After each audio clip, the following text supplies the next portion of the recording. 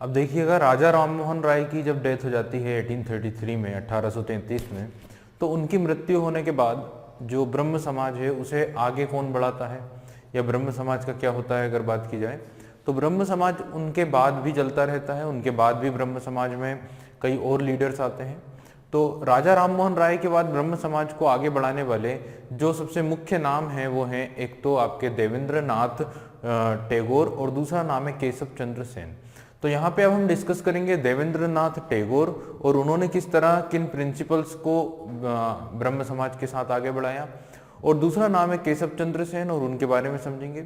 और फिर क्या होता है कि इन दोनों के बीच में या जैसे जैसे टाइम आगे बढ़ता जाता है 19वीं सेंचुरी के आगे के समय में इनकी जो इंटरनल डिस्प्यूट्स हैं, इनके जो आंतरिक कलह है वो बढ़ने लग जाती है, और फाइनली जो ब्रह्म समाज है उसका डिवीजन होना शुरू हो जाता है, एक्सप्लिशन शुरू हो जाता है, विभाजन शुरू हो जाता है। ठीक है, तो चलिए डिस्कस करते हैं हम।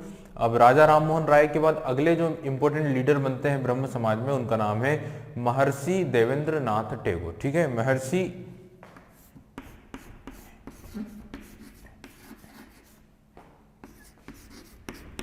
देवेंद्र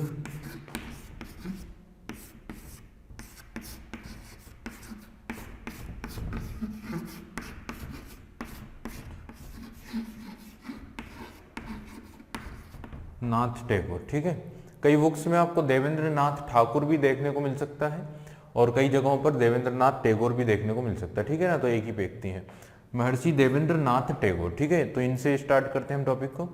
इनके बारे में अगर देखा जाए तो इनका जो टोटल टाइम पीरियड है वो 1817 से 1905 तक रहता है। ठीक है, 1817 से 1905 तक देवेंद्र नाथ टैगोर का टाइम पीरियड रहता है। अगर हम बात करें कि एक मुख्य नाम, एक फेमस नाम जो आप सभी ने सुना है, रविंद्रनाथ टैगोर। ठीक है, रविंद्रनाथ टैगोर की अगर बात की जाए तो ये रविंद्रनाथ टैगोर के ही क्या थे, फादर थे। ठीक है, तो he was father of Rabindranath Tagore.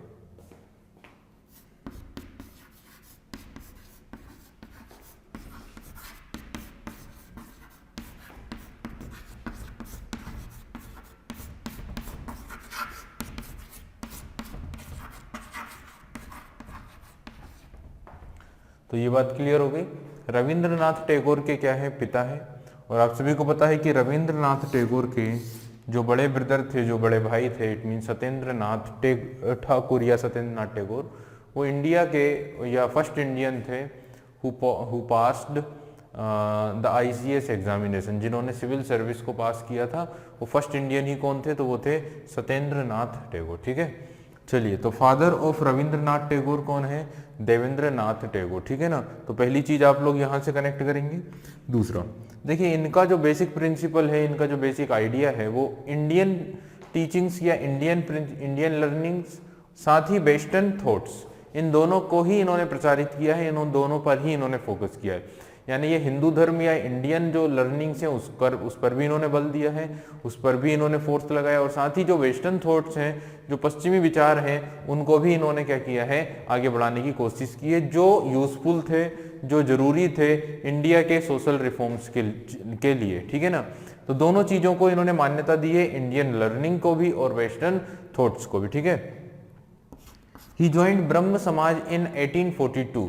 तो इन्होंने ब्रह्म समाज कब ज्वाइन की थी, तो इन्होंने ब्रह्म समाज ज्वाइन की थी 1842, इट मींस 1842 में। ठीक है, तो सबसे इंपॉर्टेंट पॉइंट जो आप लोगों को समझना है वो ये है कि आपसे क्वेश्चन पूछा जाएगा, व्हेन रविंद्रनाथ टैगोर ज्वाइन ब्रह्म समाज, तो आंसर जो होगा वो होगा 1842 व्हेन ही ज्वाइन ब्रह्म समाज। तो ब्रह्म समाज को इन्होंने ज्वाइन ही कब किया था, 1842 में, और आप सभी को पता है 1817 में इनका जन्म हुआ है, 1842 में इन्होंने ज्वाइन किया, और 1833 में किसकी मृत्यु हुई थी, इन 1833 सबसे मुख्य व्यक्ति, सबसे फर्स्ट पर्सन जिन्हें फादर ऑफ इंडियन रेनेसा कहा जाता है। फादर ऑफ इंडियन रेनेसा का मतलब है भारतीय पुनर्जागरण का जनक, या फिर फादर ऑफ बंगाल रेनेसा भी के रूप में भी हम उन्हें जानते हैं। ठीक है, राजा राममोहन राय जिनकी डेथ 1833 में हुई थी, उनके बाद ये एक फेमस नाम यहाँ पे जुड़ता है, इन 1842 ही ज्वाइंड ब्रह्म समाज। ठीक है, तो ये एक पॉइंट आप लोगों को ध्यान रखना है। अब देखिए, अर्लियर टैगोर हेडेड तत्वबोधिनी सभा, तो यहाँ पे ना ब्रह्म समाज ज्वाइन करने से पहले अगर इनकी बात की जाए तो इन्होंने एक ऑर्गेनाइजेशन बनाई थी जिसका नाम था तत्वबोधिनी सभा। ठीक है, अर्लियर टैगोर हेडेड तत्वबोधिनी सभा। तो मैंने आप लोगों को एक नाम बताया है जिसका नाम है तत्वबोधिनी सभा।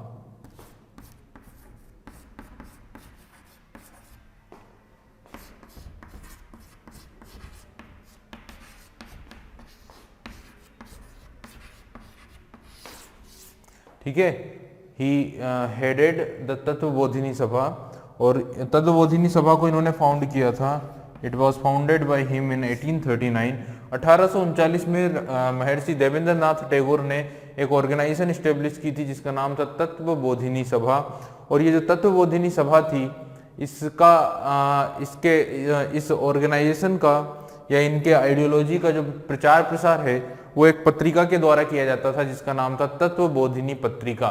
ठीक है, तो बंगाली में ये पत्रिका क्या होती थी, प्रकाशित होती थी, जिसके माध्यम से ये अपने आइडियाज को, अपनी आइडियोलॉजी को, अपनी विचारधाराओं को पब्लिक में या जनता में प्रस्तुत करते थे। ठीक है, तो along with its organ Tattvabodhini पत्रिका इन बंगाली, तो बंगाली में इन्होंने तत्वबोधिनी पत्रिका का भी क्या किया था, तत्वबोधिनी पत्रिका भी प्रकाशित की थी, और उसी के माध्यम से धीरे धीरे वहां पे तत्वबोधिनी सभा बनी और इनके विचारों का प्रचार प्रसार किया गया बंगाली में। ठीक है, he was devoted to systematic study of India's past with a rational outlook and to the propagation of Raja Rammohan's ideas. ठीक है, तो अब देखिए इनके बारे में सबसे खास बात यह है कि ये हिंदू धर्म के ज्यादा विरोधी नहीं है, या इंडियन या हिंदू रिलीजन के काफी बड़े कट्टर नहीं है। ठीक है ना, सबसे खास बात ये, he was devoted to the systematic study of India's past. तो भारतीय इतिहास या भारतीय समय में, भारतीय इतिहास के प्राचीन समय में जो कुछ भी हुआ है उसे एक सिस्टमेटिक तरीके से पढ़ने को पर इन्होंने जोर दिया, और साथ ही यहाँ पे एक राशनल आउटलुक डेवलप करने की बात की है, यानी कि एक वैज्ञानिक दृष्टिकोण, एक तर्क शक्ति के साथ, एक रीजनिंग के साथ सारे व्यूज को समझने की इन्होंने वकालत की है। ठीक है ना, तो इंडियन रिलीजन में, इंडियन सोसाइटी में जो भी ऐसी चीजें हैं या कुछ भी अगर ऐसी बातें हैं तो उन बातों पर एक रेशनल आउटलुक होना चाहिए, एक सिस्टमेटिक स्टडी होना चाहिए, एक साइंटिफिक अप्रोच होना चाहिए। ठीक है, इस पर इन्होंने फोकस किया। And to the propagation of Rammohan ideas, और साथ ही राजा राममोहन राय के उद्देश्यों को, राजा राममोहन राय की विचारधाराओं को भी इन्होंने क्या किया है, प्रचारित किया। ठीक है, चलिए हम देखते हैं राजा राममोहन राय ने क्या कार्य किए हैं, क्या वर्क्स किए हैं। तो सॉरी, राजा राममोहन राय नहीं, देवेंद्रनाथ टैगोर ने क्या क्या कार्य किए हैं, क्या क्या उनके कुछ महत्वपूर्ण कार्यों को हम यहाँ पे देखते हैं। देवेंद्रनाथ टैगोर के अगर हम वर्क्स की बात करें, उनके कार्यों की बात करें, तो देखिएगा, he worked on two fronts, इन्होंने दो फ्रंट से अपने कार्यों को आगे बढ़ाया है। एक तो ये with in Hinduism, the Brahmo Samaj was reformist movement for their criticism of Hinduism and their attempt of conversion and their attempt of conversation. तो देखिए यहाँ पे अगर बात करें तो ब्रह्म समाज के अंतर्गत इन्होंने हिंदू धर्म में व्याप्त जो कुरीतियां थी, जो अंधविश्वास थे, ठीक है ना, उन पर क्या किया है, एक क्रिटिसिज्म किया है, उन पर एक कटाक्ष किया है। ठीक है, तो अगेन मैं आप लोगों को रिपीट कर देता हूँ, Tagore worked on two fronts, with in Hinduism the Brahmo Samaj was a reformist movement. तो हिंदुइज्म के लिए अगर बात की जाए तो ब्रह्म समाज एक सुधारवादी आंदोलन था। ठीक है, for their criticism of Hinduism, तो हिंदुइज्म में के लिए उन्होंने कई क्रिटिसिज्म किए हैं, कई सारी आलोचनाएं की हैं हिंदू धर्म में व्याप्त जो कुरीतियां थी, जो अंधविश्वास थे, उनको लेकर। ठीक है, अब दूसरे नंबर पे अगर हम बात करें इनके वक्त की, इनके कार्यों की, तो दूसरा ये है कि the revivalist Samaj supported widow remarriage, women's education, abolition of polygamies and improvement in ryots condition. तो दूसरी बात आती है सुधारवादी के बाद, जो दूसरी बात आती है वो आती है ये कि एक रिवाइटलाइज्ड समाज के रूप में ब्रह्म समाज ने किस तरह से काम किया है। तो ब्रह्म समाज ने सपोर्ट किया है विडो रीमैरिज को, ब्रह्म समाज ने सहायता की है किसकी, या समर्थन किया है किसका, विधवा पुनर्विवाह का। वुमेन्स एजुकेशन, इट मीन्स स्त्री शिक्षा का। एवोल्यूशन ऑफ पॉलीगेमी, यानी बहुविवाह जो किए जाते थे, पॉलीगेमी की जो प्रैक्टिस इंडियन सोसाइटी में की जाती थी, उसके खिलाफ इन्होंने आवाज उठाई है। और साथ ही रैयत्स कंडीशन, यानी किसानों की जो स्थिति थी, किसानों की जो अवस्था थी, उसको लेकर भी ब्रह्म समाज ने काफी कुछ अपने कदम उठाए थे, ठीक है, जो हमने ऑलरेडी डिस्कस कर चुके हैं। क्योंकि जब हम राजा राममोहन राय के बारे में पढ़ते हैं तो राजा राममोहन राय के जीवन में उन्होंने जो जो एक्टिविटी परफॉर्म की है, तो उसमें पॉलिटिकल जो उनकी एक्टिविटी थी उसमें हमने देखा था कि उन्होंने किसानों की अवस्था को सुधारने के लिए काफी कुछ किया था। उन्हीं से प्रभावित होकर ब्रह्म समाज के बाद के जो लीडर्स रहे हैं, जैसे केशव चंद्र सेन या देवेंद्रनाथ टैगोर, या पूरा का पूरा जो रिफॉर्मिस्ट मूवमेंट ही है, इसमें हर बात को लेकर, हर एक अन्याय को लेकर यहाँ पे इनके द्वारा कदम उठाए गए थे, ठीक है। तो यहाँ पे हमने बात की है कि किस तरह देवेंद्रनाथ टैगोर या देवेंद्रनाथ ठाकुर ने ब्रह्म समाज में रहते हुए अपनी एक्टिविटी को परफॉर्म किया। अब जो दूसरा नाम आता है देवेंद्रनाथ टैगोर के बाद, ठीक है, देवेंद्रनाथ टैगोर के बाद जो दूसरा नाम आता है वो आता है केशव चंद्र सेन का, ठीक है। तो इन्हीं के साइड में मैं यहाँ पे लिख रहा हूं केशव चंद्र सेन।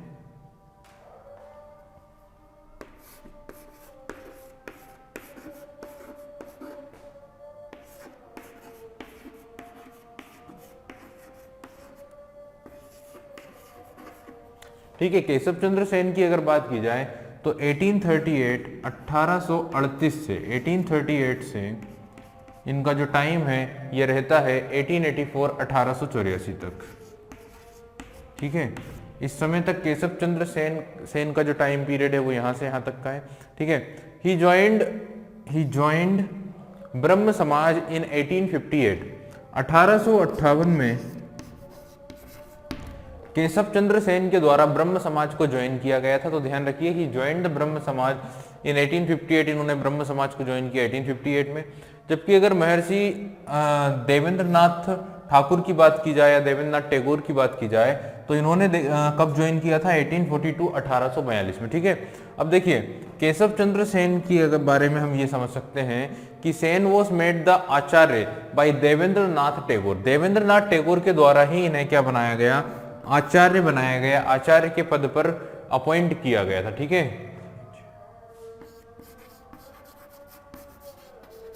तो इन्हें आचार्य के पद पर अपॉइंट करने वाले व्यक्ति ही कौन थे? तो आंसर होगा महर्षि देवेंद्रनाथ टैगोर। महर्षि देवेंद्रनाथ टैगोर ने ही इन्हें एक प्रकार से देखा जाए तो ब्रह्म समाज के आचार्य के रूप में अपॉइंट किया था। ब्रह्म समाज का आचार्य का जो पद था उस पर नियुक्त किया था किसे? केशव चंद्र सेन को।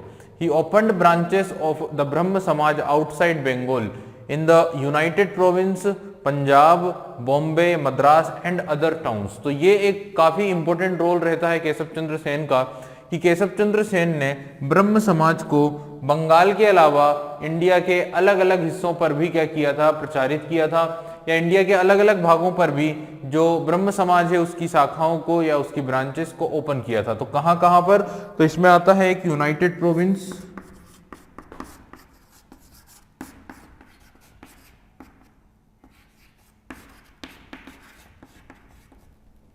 दूसरा जो नाम होगा वो होगा पंजाब, बॉम्बे,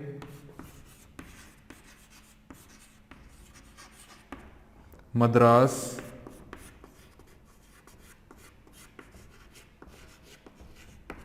ठीक है ना, और कई सारे जो अदर शहर थे, अदर टाउन्स थे, वहां पर भी उन्होंने इस ब्रह्म समाज को क्या किया है? एक्सपांड किया, ठीक है। तो इस तरह से आप लोग देखते हैं कि केशव चंद्र सेन और महर्षि देवेंद्रनाथ टैगोर ये दो इंपॉर्टेंट पर्सन यहाँ पे अब ब्रह्म समाज में आ चुके हैं, और इनके जो आइडियाज हैं, इनकी जो आइडियोलॉजी है वो लगभग सेम है, लेकिन कुछ मुद्दों पर इनके बीच में डिस्प्यूट्स हो गए हैं, कुछ मुद्दों पर इनके बीच में विवाद पैदा हो गए, ठीक है। तो इन दोनों के बीच में कुछ डिस्प्यूट होते हैं, कुछ विवाद होते हैं, और इसी के कारण जो ब्रह्म समाज है उसमें क्या होता है? डिवीजन होता है, या एक्सप्लिट हो जाता है आपका ब्रह्म समाज, ठीक है। तो अब ब्रह्म समाज का जो एक्सप्लिशन हुआ है, ब्रह्म समाज का जो डिवीजन हुआ है, उसको लेकर हम डिस्कशन करेंगे। इट मींस की डिवीजन इन ब्रह्म समाज, अब हम उस मुद्दे पर डिस्कस करेंगे। और उसका बेसिक कारण ये है कि देवेंद्रनाथ टैगोर जो थे वो केशव चंद्र सेन की जो आइडियोलॉजी थी, उनके जो आइडियाज थे उस पर बिलीव नहीं कर रहे थे, उनकी उन मान्यताओं में विश्वास नहीं कर रहे थे, ठीक है।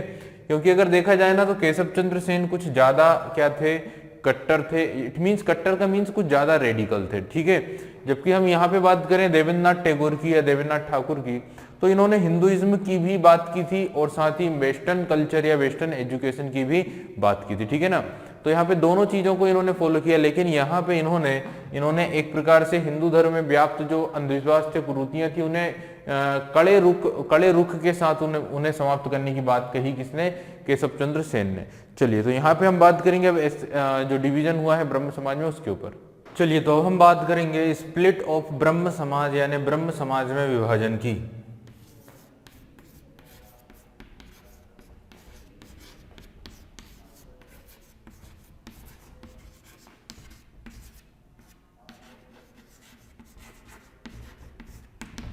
ठीक है, तो ब्रह्म समाज में जो विभाजन हुआ उसके पीछे जो कारण मैंने आप लोगों को बताया वो था, एक तो देवेंद्र नाथ टैगोर और दूसरा जो नाम था वो था केशव चंद्र सेन। ठीक है, तो केशव चंद्र सेन और दूसरा देवेंद्र नाथ टैगोर। अब क्या होता है कि आइडियोलॉजिकल डिस्प्यूट्स पैदा होते हैं दोनों के बीच में, और केशव चंद्र सेन के बारे में ये कहा जाता है कि वो कुछ ज्यादा रेडिकल थे, वो कुछ ज्यादा, उनकी जो विचारधाराएं थी वो कुछ इस तरह की थी कि इन दोनों के बीच में डिस्प्यूट हुए, इन दोनों के बीच में विवाद हुए। देखिए, देवेंद्र नाथ टैगोर कुछ हिंदुइज्म की परंपराओं में भी विश्वास करते थे, हिंदू धर्म में भी बिलीव करते थे और हिंदू धर्म में का अपोज करते थे, लेकिन थोड़ा सा फ्लेक्सिबिलिटी के साथ। वहीं केशव चंद्र सेन ज्यादा कठोरता के साथ उन बातों का विरोध कर रहे हैं। ठीक है, इस मुद्दे के कारण या इस विषय के कारण दोनों के बीच में विवाद होता है।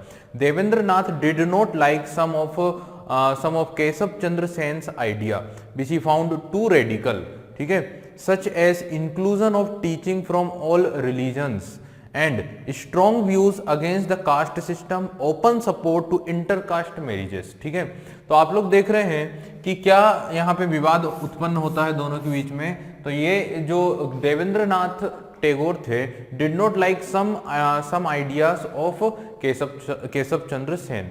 तो केशव चंद्र सेन के कुछ आइडियाज को इन्होंने पसंद नहीं किया, जैसे कि he found too much radical, तो ये काफी ज्यादा रेडिकल थे। ठीक है, such as inclusion of teachings from all religions, तो ये क्या कर रहे हैं केशव चंद्र सेन, सभी धर्मों की जो इंपॉर्टेंट बातें हैं, जो अच्छी अच्छी बातें हैं, उन्हें भी हिंदू धर्म में क्या कर रहे हैं, शामिल कर रहे हैं, या हिंदू लोगों को उन बातों के बारे में एजुकेट कर रहे हैं। ठीक है, उन्हें मोटिवेट कर रहे हैं उन अन्य धर्म की जो महत्वपूर्ण बातें उनको बताकर। ठीक है, दूसरा strong views against the caste system, तो कास्ट सिस्टम या जातिवाद को लेकर इनका काफी कड़ा रुख है और ये बिल्कुल भी बिलीव नहीं करते हैं कास्ट सिस्टम या जातिवाद में, जो हिंदू धर्म में काफी ज्यादा चला करता था। ठीक है ना।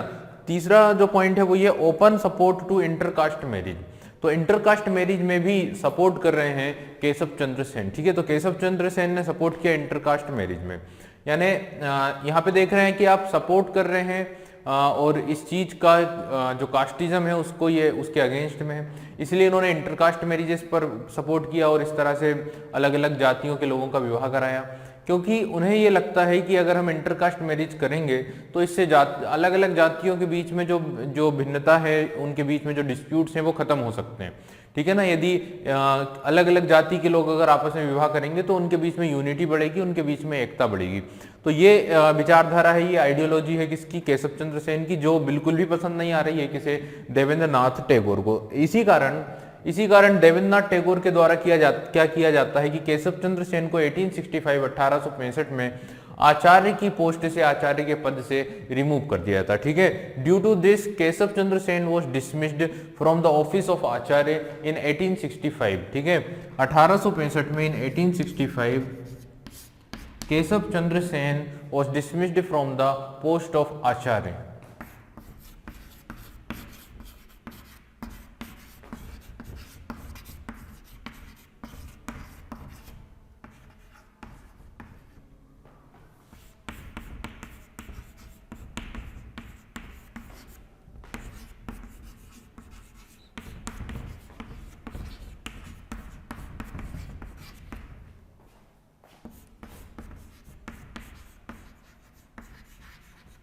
आचार्य की पोस्ट से इन्हें क्या किया गया, डिसमिस कर दिया गया, आचार्य की पोस्ट से इन्हें हटा दिया गया। ठीक है, तो ब्रह्म समाज में जो आचार्य के रूप में इन्हें जाना जा रहा था उन्हें 1865 में हटा दिया गया due to his ideological disputes with Devendra Nath Tagore. ठीक है, तो देवेंद्र नाथ टैगोर के साथ इनकी जो आइडियोलॉजिकल डिस्प्यूट्स हुए इस मुद्दे के कारण। अब देखिए क्या होता है, 1865 से या यहाँ पे अब डिवीजन शुरू हो जाएगा। अब ये जो ब्रह्म समाज है इसके जो डिवीजन है या जो स्प्लिट जो इसका होगा वो किस तरह से होगा। तो एक जो ब्रह्म समाज बनाएंगे केशव चंद्र सेन, केशव चंद्र सेन एक ब्रह्म समाज बनाएंगे, और एक ब्रह्म समाज जो पहले से चला आ रहा होगा एक ब्रह्म समाज वो होगा। ठीक है, तो यहाँ पे देखिए अब ब्रह्म समाज जो बनाया है किसने, केशव चंद्र सेन ने, उसको हम बोलेंगे ब्रह्म समाज ऑफ इंडिया या भारतीय ब्रह्म समाज।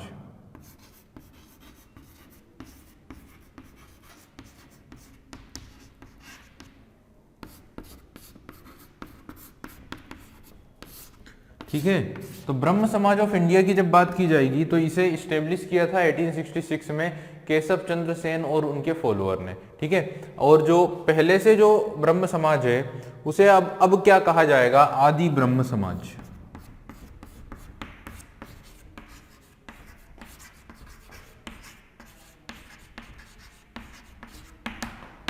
अब देखिए एक नाम यहाँ पे क्लियर हो गया ब्रह्म समाज ऑफ इंडिया यानी भारतीय ब्रह्म समाज, और दूसरा नाम यहाँ पे क्लियर हो गया है आदि ब्रह्म समाज। तो आदि ब्रह्म समाज कोई नया नहीं है, ये जो पुराना ब्रह्म समाज जो राजा राममोहन रॉय के समय से ही है वही कहलाता है आदि ब्रह्म समाज, जिसके लीडर अभी अगर देखा जाए तो 1866 तक इसके जो लीडर थे वो कौन थे, या उसके बाद भी जो लीडर थे वो कौन थे, वो थे देवेंद्रनाथ टैगोर। ठीक है, अब हम यहाँ पे बात करते हैं ब्रह्म समाज ऑफ इंडिया यानी कि भारतीय ब्रह्म समाज।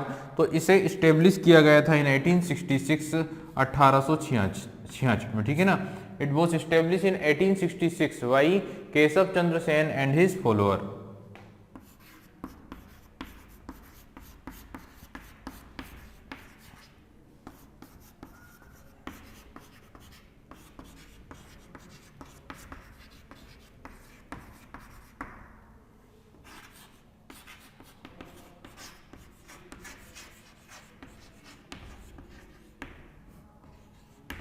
ठीक है, तो इनके द्वारा और इनके फॉलोअर्स के द्वारा 1866 में शुरुआत की गई थी किस समाज की, ब्रह्म समाज ऑफ इंडिया यानी भारतीय ब्रह्म समाज की। ठीक है, और अब जो पुराना जो ब्रह्म समाज है उसे क्या कहा जाएगा, आदि ब्रह्म समाज। ठीक है, hence there was split in Brahmo Samaj, और इस तरह से ब्रह्म समाज में डिवीजन होता है।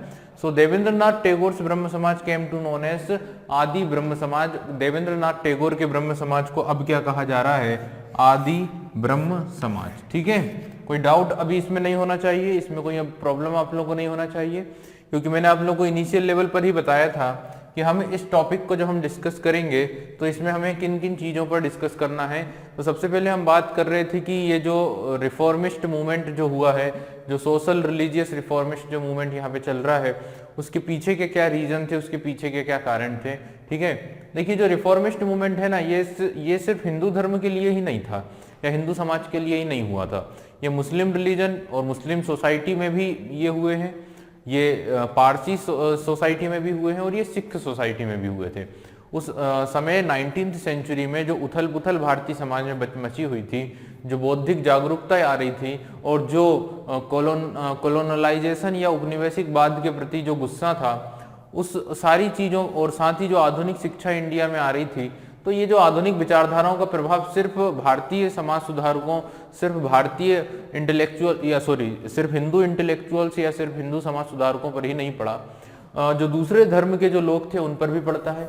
और इसीलिए मुस्लिम धर्म में भी आंदोलन होते हैं, पारसी धर्म में भी आंदोलन होते हैं, और सिख धर्म में भी कुछ समाज सुधारक या धर्म सुधारक आंदोलन उस समय पर हमें देखने को मिलते हैं। जैसे निरंकारी आंदोलन हुआ है, मुस्लिम धर्म में बहाबी और अहमदिया आंदोलन हुए हैं। ठीक है, देवबंद आंदोलन हुआ है, अलीगढ़ मूवमेंट हुआ है, ये सब मुस्लिम मूवमेंट के मैंने नाम बताए। वहीं सिख धर्म की बात की जाए तो निरंकारी, ठीक है, अकाली मूवमेंट, ठीक है, तो ये सारे बब्बर अकाली मूवमेंट, ये सब मूवमेंट सिख धर्म से रिलेटेड थे।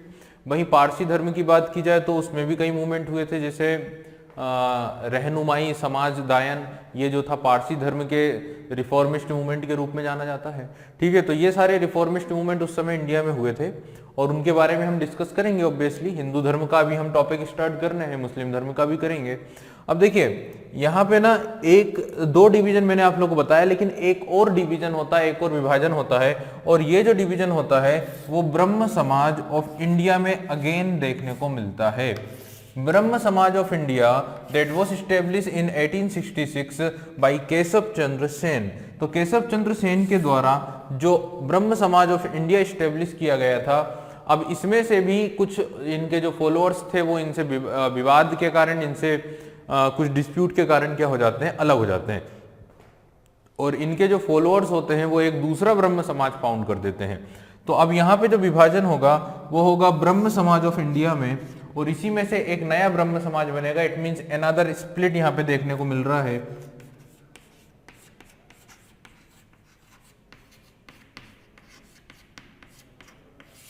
एक अन्य विभाजन हमें यहाँ पे देखने को मिल रहा है, और ये जो अन्य विभाजन है और उसके कारण क्या होता है,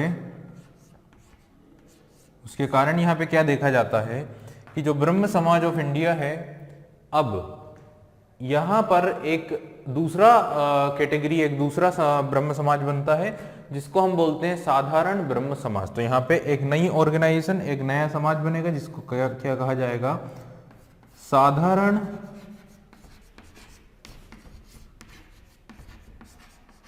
ब्रह्म समाज।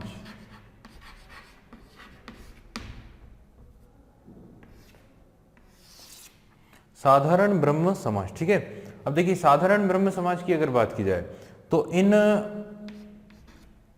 1878 1878 में, इन 1878 1878 में क्या होता है, in 1878 Keshav Chandra Sen inexplicable act of getting his 13-year-old daughter married to the minor Hindu Maharaja of Cooch Bihar with all the orthodox Hindu rituals caused another split in Keshav Chandra Sen's Brahma Samaj of India. ठीक है, तो ये जो line मैंने discuss की इसको मैं बता देता हूँ, आप लोगों को एक्सप्लेन कर देता हूँ कि क्या होता है। 1878 1878 में एक घटना ये देखने को मिलती है जो काफी अजीब घटना थी, काफी आश्चर्यजनक करने वाली घटना थी। वो ये थी कि 1878 में जो आपके केशव चंद्र सेन थे, जिन्होंने स्थापना की थी किस ऑर्गेनाइजेशन की, भारतीय ब्रह्म समाज। तो ये क्या करते हैं, अपनी 13 वर्षीय पुत्री का विवाह, ओनली 13 ईयर ओल्ड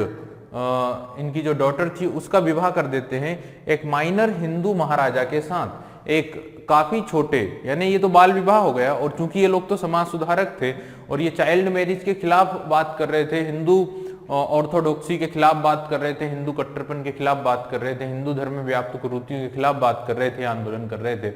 तो वही केशव चंद्र सेन क्या करते हैं कि अपनी 13 वर्षीय पुत्री का विवाह एक माइनर से, यानी एक छोटे से हिंदू महाराजा के साथ, भारतीय धर्म की जो परंपराएं हैं, भारतीय या हिंदू धर्म की जो कट्टर परंपराएं हैं, हिंदू धर्म की जो ऑर्थोडॉक्स रिचुअल्स हैं, हिंदू रिचुअल्स हैं, उनके साथ विवाह किया जाता है इनकी 13 वर्षीय पुत्री का कूच बिहार के महाराजा के साथ। देखिए कूच बिहार की अगर बात की जाए ना, तो Cooch Behar is a district of Bengal, Bengal का ही एक जिला कहलाता है कूच बिहार, जो बंगाल के एकदम नॉर्दर्न एरिया में आता है, एकदम उत्तरी क्षेत्र में आता है। ठीक है, तो कूच बिहार के महाराजा कूच बिहार के जो एक काफी छोटे से, काफी माइनर से जो हिंदू महाराजा थे, उनके साथ ये इन्होंने क्या किया, अपनी 13 वर्ष की पुत्री का हिंदू धर्म की परंपराओं के अनुसार विवाह करा दिया। ठीक है, और जब इनके द्वारा इस एक्टिविटी को परफॉर्म किया गया तो इनके कई सारे फॉलोअर्स इनसे नाराज हो गए और इनसे अलग हो गए, और उन्होंने फाउंड किया है एक नया ब्रह्म समाज।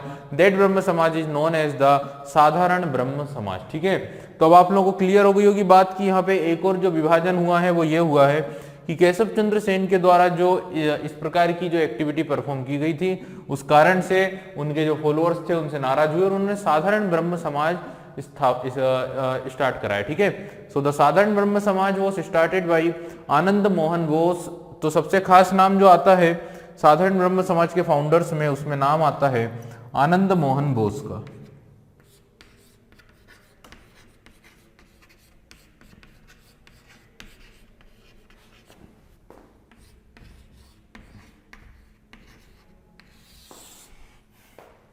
ठीक है, और बाकी और भी कई लोग थे, जैसे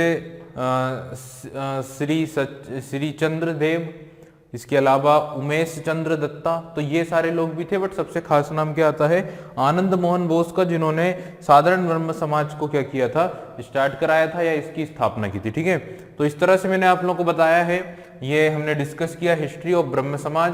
ब्रह्म समाज के बारे में हमने इंपॉर्टेंट जो फैक्ट्स थे उनको जानने की कोशिश की, और जो डिवीजन हुआ है उस चीज को समझने की कोशिश की। तो यहाँ पे ना इस ब्रह्म समाज वाले टॉपिक में इतना ही डिस्कस करेंगे। एक बार फिर से हम रिवाइज कर लें कि हमने क्या क्या पढ़ा। हमने डिस्कस किया है ब्रह्म समाज के बारे में। सबसे पहले हमने डिस्कस किया राजा राममोहन राय के बारे में, उनके द्वारा जो कार्य किए गए थे उनके बारे में, उनके द्वारा जो समाज सुधार के लिए जो काम किए गए उनको हमने डिस्कस किया। ठीक है, किस तरह से उन्होंने सती प्रथा के विरोध में काम किए, किस तरह से उन्होंने नारी के डेवलपमेंट या नारी की स्थिति को सुधारने के लिए काम किए हैं, किस तरह से उन्होंने प्रेस को आगे बढ़ाया है। ठीक है, किस तरह से उन्होंने राजनीतिक मामलों में एक्टिविस्ट के रूप में कार्य किया है, किस तरह इंटरनेशनल यानी अंतर्राष्ट्रीय विषयों पर भी उन्होंने अपने विचार व्यक्त किए हैं। तो ये सारी चीजें हमने उनके बारे में डिस्कस की। उनके द्वारा जो लिखी गई बुक्स थी 1809, 1814, ठीक है, और जो आत्मीय सभा की उन्होंने स्थापना की। ठीक है, 1818 में उन्होंने सती प्रथा के विरोध में काम करना शुरू किया और फाइनली उन्हें 1829 में सफलता मिली। तो उनके जीवन को काफी अच्छे से हमने डिस्कस किया। फिर उनके द्वारा जो ब्रह्म समाज शुरू किया गया था 1828 में, 1828 में उन्होंने ब्रह्म सभा और फिर बाद में ब्रह्म समाज के नाम से वो फेमस हुआ, उसको हमने डिस्कस किया। ठीक है, फिर हमने बात की है इनके बाद जो आते हैं वो आते हैं कौन, वो आते हैं आपके देवेंद्रनाथ टैगोर, जो 1842-43 के अप्रोक्स ब्रह्म समाज को ज्वाइन करते हैं। तो देवेंद्रनाथ टैगोर जो रविन्द्रनाथ टैगोर के पुत्र के पिता थे, ठीक है ना, और साथ ही सत्येंद्रनाथ जो टैगोर हैं उनके भी क्या थे, पिता थे। और यहाँ पे इन्होंने क्या किया है, अब ब्रह्म समाज को लीड कर रहे हैं और इन्होंने अपनी आइडियोलॉजी, अपनी विचारधारा और साथ ही हिंदू धर्म के साथ में रहते हुए हिंदू धर्म की बुराइयों को खत्म करने की एक सकारात्मक कोशिश की। ठीक है, लेकिन फिर आते हैं केशव चंद्र सेन। केशव चंद्र सेन 1860 देखा जाए तो 1866 के अप्रोक्स ब्रह्म समाज को ज्वाइन करते हैं। ठीक है, और इन्हें एक प्रकार से एक टाइटल दिया जाता, उपाधि दी जाती है केशव चंद्र सेन को, आचार्य की। ठीक है, और फिर क्या होता है कि इनके बीच में विवाद होता है, डिस्प्यूट होता है और ब्रह्म समाज का स्प्लिट या डिवीजन हो जाता है। केशव चंद्र सेन और साथ ही दूसरा नाम जो था वो था देवेंद्रनाथ टैगोर, इन दोनों के विवाद के कारण। ठीक है, और फिर फाइनली जो डिवीजन होता है वो होता है एक आदि ब्रह्म समाज बना रहता है पुराना वाला, और केशव चंद्र सेन नया ब्रह्म समाज बनाते हैं जिसका नाम होता है ब्रह्म समाज ऑफ इंडिया। और ये इवेंट होते हैं 1866 1866 में। तो 1866 में जो ब्रह्म समाज था वो डिवाइड होकर दो पार्ट में बन जाता है ना। केशव चंद्र सेन कब ज्वाइन करते हैं ब्रह्म समाज को, तो उसमें आता है 1858 1858 में, 1865 में नहीं करते हैं, या 1865 में तो एक विवाद होता है, 1866 में ये बना लेते हैं ब्रह्म समाज ऑफ इंडिया या भारतीय ब्रह्म समाज। अब जो डिवीजन होता है वो ये ब्रह्म समाज ऑफ इंडिया में देखने को मिलता है, क्योंकि यहाँ पे केशव चंद्र सेन क्या करते हैं कि अपनी 13 वर्षीय पुत्री का विवाह कूच बिहार के एक माइनर हिंदू महाराजा के साथ हिंदू ऑर्थोडॉक्सी रिचुअल्स के अकॉर्डिंगली कर दिया जाता है, जिससे नाराज होकर इन्हीं के जो समर्थक थे, इन्हीं के जो फॉलोअर्स थे, उनमें एक महत्वपूर्ण नाम आता है आनंद मोहन बोस का, और वो एक साधारण ब्रह्म समाज की स्थापना कर देते हैं 1878 1878 में। इस तरह से हमने डिस्कस किया कि किस तरह से हमने ब्रह्म समाज को जाना, ब्रह्म समाज को जानने की कोशिश की। अब हम बात करें कि अगर सोशल रिफॉर्म्स मूवमेंट की, तो मैंने आप लोगों को बताया है कि सोशियो और रिलीजियस, देखिए हमने पहले टॉपिक में लिखा है सोशल रिफॉर्मिस्ट मूवमेंट, तो यहाँ पे सोशल भी है और साथ ही रिलीजियस भी है, यानी सोशियो रिलीजियस और साथ ही क्या रिफॉर्मिस्ट जो मूवमेंट है या जो रिफॉर्म मूवमेंट है जो कब हुए हैं, जो 19th सेंचुरी में हुए, उनके बारे में हम यहाँ पे डिस्कस कर रहे हैं।